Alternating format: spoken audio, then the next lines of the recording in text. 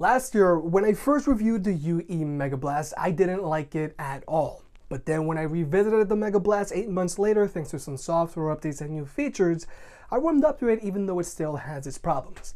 But now that we have the Boom 3 and Megaboom 3, I actually really like both of these speakers. I feel the Megaboom 3 is so good, it can actually keep up with the big boys like the Sony XB41 and the JBL XTREME 2. Now, even though the Megablast and Megaboom 3 look very similar to one another, there are some key technical and physical differences that we'll dive into deeper later on in this video.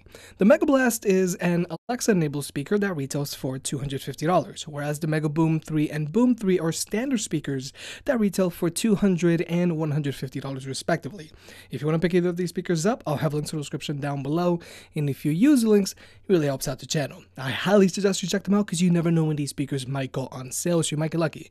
And also check out the numerous stuff down below. First, let's go over the basic stuff. Just like most other premium speakers out there, both the Boom 3 and Megaboom 3 have a fabric body with soft-touch end caps that make them very durable, and both of these speakers are also rocking IP67 certifications, which means they're both dust and waterproof. And for those wondering, yes, these speakers do float. On top of both of these speakers, you have your power button, Bluetooth button, and this new quote-unquote magic button, which is just a multifunction button that has been sorely lacking on the Megablast. On the Megablast, even though there is a huge button in the middle, you can only use this button to call Alexa, and in order to control the music playback on the Megablast, you either have to use Alexa voice commands that only work on select streaming services, or you have to control your music directly from your phone. And like I've said before, I don't care how smart your smart speaker is. Sometimes it's just easier to have physical control buttons on your speaker so you can do basic things.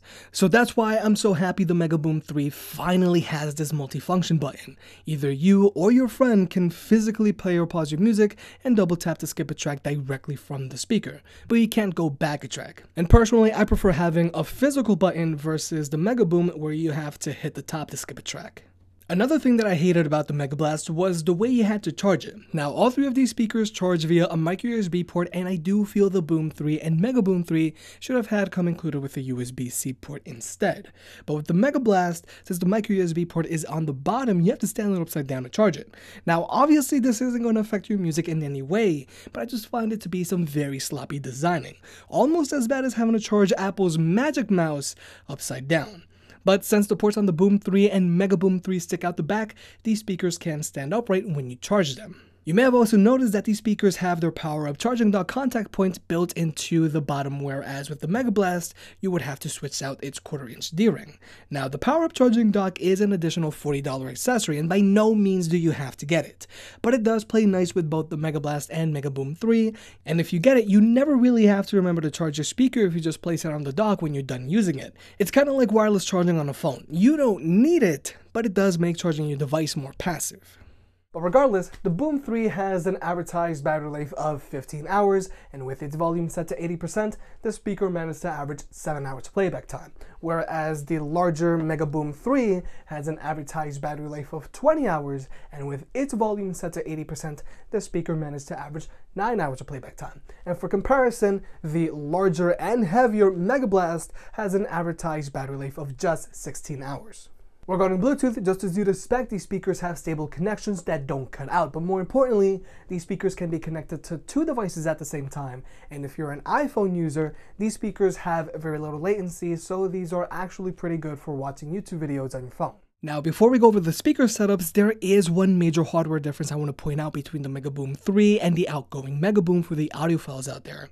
UE's newer speakers like the Megaboom 3, Boom 3, and Megablast don't have 3.5mm audio jacks. Personally, I don't really care because I never use the audio jack on any of my speakers these days, but I can see why some people would really hate this. From an audio quality standpoint, Bluetooth just doesn't sound as good as having a wired connection. Or sometimes you just want to have a wired connection because it's easier than having to go through the Bluetooth setup process. I don't mind if smaller single transducer speakers like the Bose SoundLink Micro don't have an audio jack, but I think larger speakers like these should still have it. But when it comes to speaker setups, the Boom 3 and Megaboom 3 are almost identical. Both the Boom 3 and Megaboom 3 have 2-inch diameter transducers shooting out the sides, and both of these speakers have dual passive radiators. But the passive radiators on the Megaboom 3 are slightly larger than the ones on the Boom 3. Regarding the Megablast, it also has dual transducers and dual passive radiators, but it also has a pair of tweeters that just aren't present on the Megaboom 3. Now we're about to jump into a sound test. Since all three of these UE speakers sound identical, to make things more interesting, I'm also going to be including the Sony XB41 with extra bass mode turned on and the JBL XTREME 2. And also, all three of these UE speakers are running the standard EQ setting.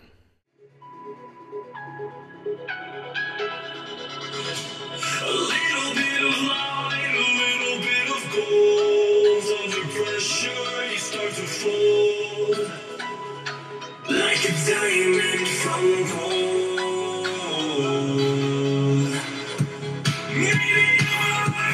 Maybe you are something I cannot define. Maybe you are the fallen kind. I live with violence, the silent side of me. We see where fire starts to breathe. When I was laying silent, the voice inside of me. It's my mind right.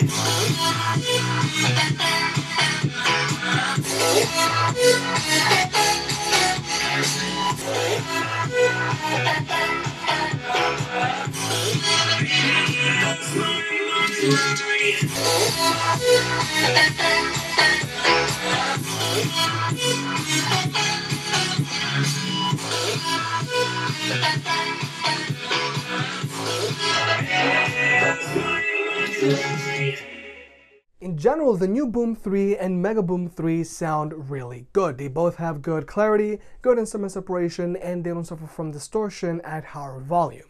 But the biggest difference between the Boom 3 and the Megaboom 3 is going to be the bass. Since the Megaboom 3 has larger passive radiators, you're going to feel the bass more. So it's more fun to listen to music with this speaker than with this speaker. But objectively, the Megablast still sounds a little better than the Megaboom 3. Due to its tweeters, this speaker is able to separate the mids and highs a little better than this speaker. But unless you listen to these speakers back to back and you're actively looking for these nuanced differences, you're not really going to notice. But when it comes to comparing the sound quality on the Megaboom 3 to the Sony XB41 and JBL XTREME 2, I can confidently say the Megaboom 3 outperforms the Sony XB41. Compared to these other speakers, the Sony XB41 sounds pretty muffled. And even though the Megaboom 3 is smaller than the XB41, it still has as much, if not more bass than the XB41. But when it comes to comparing the Megaboom 3 to the JBL XTREME 2, the XTREME 2 is still the better sounding speaker. Hardware-wise, the XTREME 2 is rocking a dual transducer, dual tweeter, and dual passive radiator setup.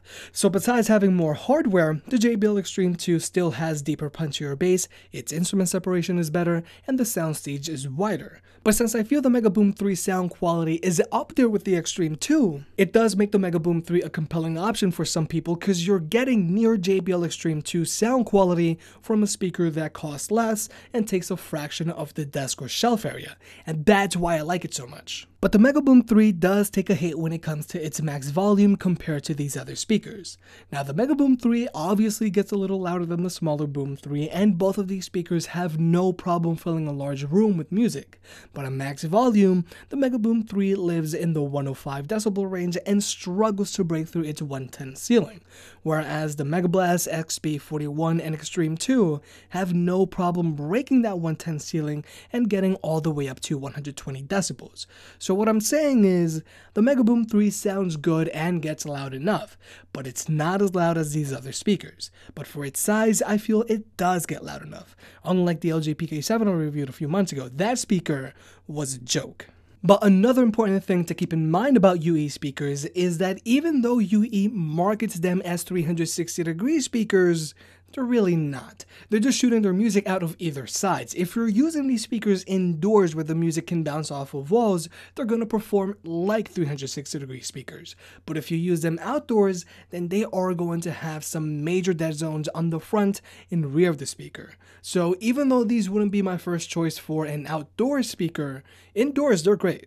But now let's talk about UE's app, because it's very useful and it has a lot to offer. First off, you can remotely power on or power off your Megaboom 3.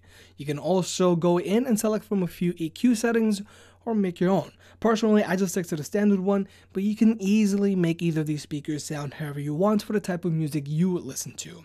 Also, if you're going to pair multiple speakers together, you just have to go into the Party Up tab and drag the speakers up. You don't have to go through any pairing process. If they're nearby, they'll show up. Just keep in mind you can only pair booms, boom 2s, boom 3s, Megabooms, and Megaboom 3s together, and nothing else.